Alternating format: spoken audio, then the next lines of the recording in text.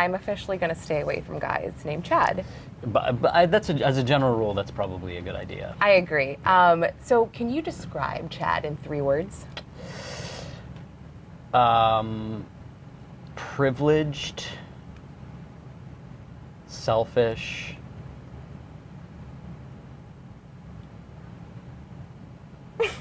gross. I love your 3rd description. Yeah, That's actually awesome. Kind of gross. There was parts and times in the movie where I did think he was gross. Yeah. When he was kind of like ready to leave with that girl in the club. Yeah. I was like, ew, that's gross, and I know guys like that. For sure. But you did a great job. You were very believable. Thank you. Not that you're gross, No, but yeah. Well, that means I did my job. you did. You did a fabulous job. Thank so you. what drew you in to the script initially? I mean, I liked we made it 2 years ago, so I was just saying it was right at the beginning of the whole Me Too, Time's Up conversation. It had just sort of been presented in the forefront, and I, like most people, have met a ton of Chads in my life, like a ton. And there was kind of this like, yeah, they're skeezy and gross, but like they exist and they're on Wall Street and every place. But like you go down to Wall Street and it's like, yeah, there's a bunch of scumbags and they're like handsy with women, and if they get in trouble, they just like pay someone off, and it's like, and so I liked the idea, especially when this was happening, of kind of putting, I mean, I've seen it before, but I liked putting on film the idea of a world where there are no consequences, and it's not even as if Chad's some big shot. It's not like he's the president or whatever. I mean, he has a lot of the same characteristics as our president. I mean, a lot, frankly, Right. which is like, he's never considered whether or not he'd get into trouble or what that would look like, or women are kind of objects that he can use and kind of discard whenever he wants to. So there was a lot of that, but I liked the idea of kind of taking a snapshot of what this world looks like. And it's a complete, he's the opposite of you, Yeah. right? I mean, that must be so fun as an actor to play someone the complete opposite. Yeah, and I always feel like there are, I feel like everyone's a little bit of everything. I'm not a firm believer in like people who just come out of the womb like really polite, nice people who want to do well by Right. other people. I think we're all some version. I think, I choose to believe that I veer more one way than the other, but the great thing about my job is that depending on what it is that I'm doing, I can kind of explore those parts of me that are not trained, or the way I was raised, it's like Right. you open the door for women, you never lay hands on a woman, you tell the truth, and there's a bunch of things that I choose to believe are kind of innate in me. Like I believe that I'm a good human being, but I also feel like out in the wild, I don't, I think we're all kind of selfish, and I think if I was a different set of circumstances, I could have turned out a different way. So I do like the idea when I'm working of scratching the surface of changing the circumstances by which I grew up, or the way that I am now. And because again, at various points in my life, I've done less than honorable things. I mean, I think we all have. And so this is just a guy who does a lot of that, and who, unlike me, doesn't really consider other people, or consider that maybe his actions have harmed other people. Because I don't think Chad even considers whether or not people exist. I don't think I think he thinks in terms of how it affects him, and then the second he leaves a room, it's into the next room. I don't think he has any hindsight as to what he's leaving. I agree. Behind. And that definitely came across. Thank for you. sure. Yeah, totally, for sure. Oh, Make yeah. one slight adjustment. Yes. Yeah. There we go. Oh, thanks, Getting a Robin. little crotch wire. That's all right. There we go. We good? Thank you. So you live in LA. I do. Tell me, what was the best part about filming in New York City? New York and London are my favorite places to work, just because And I think I could probably live here. I think I could. I'd probably live out in the suburbs. Okay. And come in whenever. wouldn't. Yeah, I know.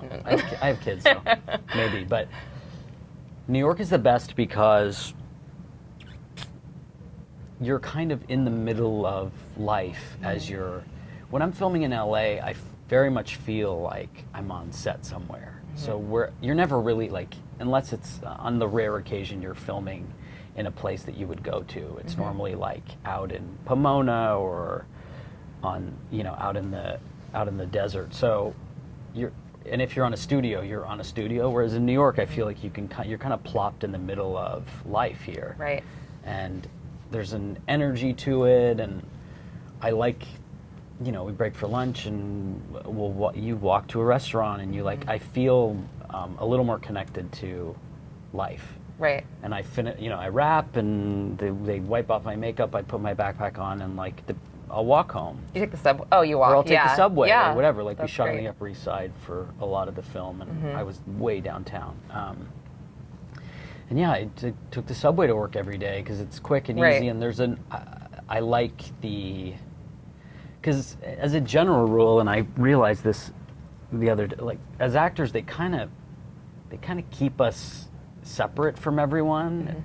Especially when you're working, it's like there's a guy waiting outside your house in a car. You get in the car, they take you straight to your trailer, another like separate place. Then they bring you to hair and makeup. They like put your face on. You go back to your trailer, and then someone knocks on the door, and then they like shuffle you in to like stand on your mark and just do your thing. So there's not a ton of It's very interesting. human interaction. So you guys don't go for like a drink after? No. No, Like, and most okay. of the time, if you're working a long time, it's like you get back in the car You're and you go back exhausted. to your hotel or your house or whatever. Right, And right. so I'm a social person. Yeah. I feed off of that a little more than I guess some do, but I don't like being in such a bubble all the time. I feel like it Right. hinders my.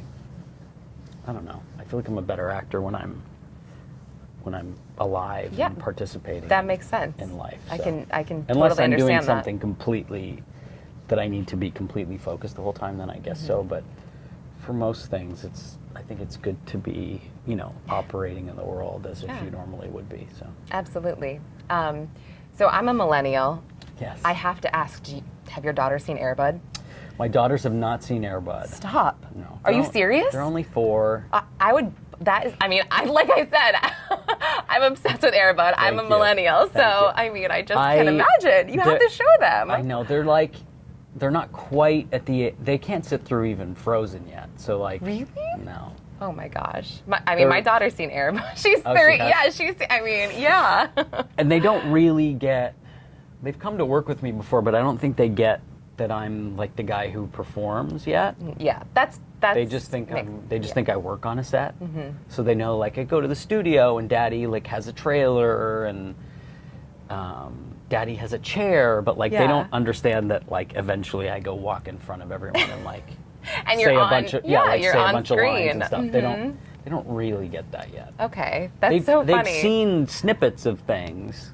Right. The only thing that, which is totally embarrassing, the only thing that they want to watch with me is I did a music video like 10 years ago with Miley Cyrus, and they're obsessed with Miley Cyrus. Oh my gosh. So that's the one thing they'll watch, and that to them that's at least cool and That's interesting. so funny. They're just so funny like that. I know. The one then they thing. go like, and there's a shot in the end where I kiss her, and they get very upset about that. Because they see mommy sitting next to them, they're like, what the fuck? That's so funny. Oh my gosh. Well, could you tell me about any upcoming projects that you have?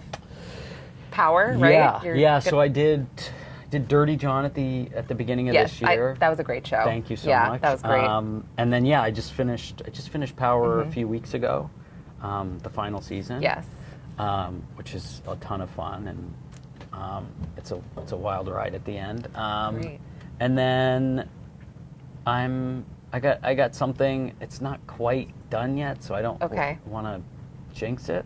I'm not a firm believer in that, but like, it's not in time. understand. I haven't signed the paper yet, so. Okay. But it's good. I'm appropriately. I feel like a working actor, which is kind You of. are. Are you kidding? Are you kidding? Which is kind of all that have a bunch of friends who are actors, and I don't take lightly the fact that, you know, I get to do this for a living. And You are very busy. I am busy, but I still have a little bit of balance with my family, and I feel lucky that I get to do this for a living. It's a great thing and a rare thing, so I'm happy. Well, I appreciate that. Of course. That's great. And last thing, just humor me, okay? Yeah. My favorite game, it's a variation of it. Yeah. Would you rather, or who would you rather? Okay. Who do you prefer? Yes. So actually, the first one I was going to ask you was Ariana Grande or Miley Cyrus, but I think I know the answer. Miley Cyrus. Yeah. for sure. Jimmy Kimmel or Jimmy Fallon? Jimmy Kimmel. Okay. Yeah. Dunkin' Donuts or Starbucks? Dunkin' Donuts for sure. Interesting. Yeah. Starbucks is too strong for me. Okay, my last one, Monica Lewinsky or Stormy Daniels? Monica Lewinsky. Ooh, I disagree, but okay. Really? Yeah, Yep. Okay, that's it. Thank you. Would you rather what? I mean, Yeah, like I said, take that. Have a cup of coffee?